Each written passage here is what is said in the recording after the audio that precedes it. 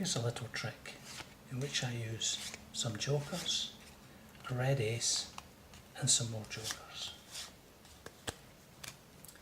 Just going to put these jokers down here.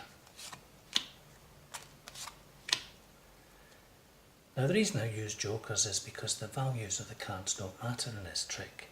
What matters is the colour of the backs of the cards. You can see that the back of this joker is red, and the colour of the other jokers is also red. But if I take this joker and I put it down there, and I use the red ace to pick up another joker, you can see that it has a blue back.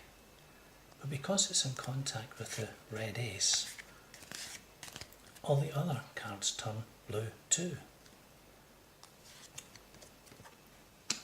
It's just the effect of this turned over red ace. If I pick up another joker, I turn it over, you'll see that it's got a black back.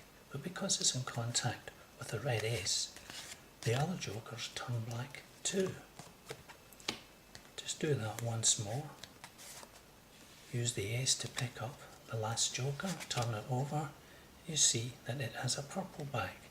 But because it's in contact with the red ace,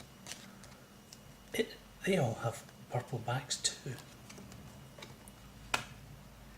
Now the one card we haven't looked at very closely here is this red ace. And we notice that it has an orange back.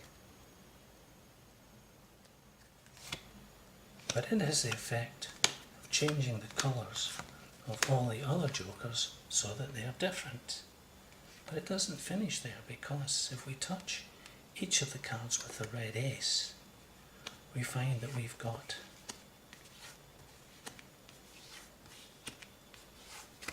a royal flush in hearts.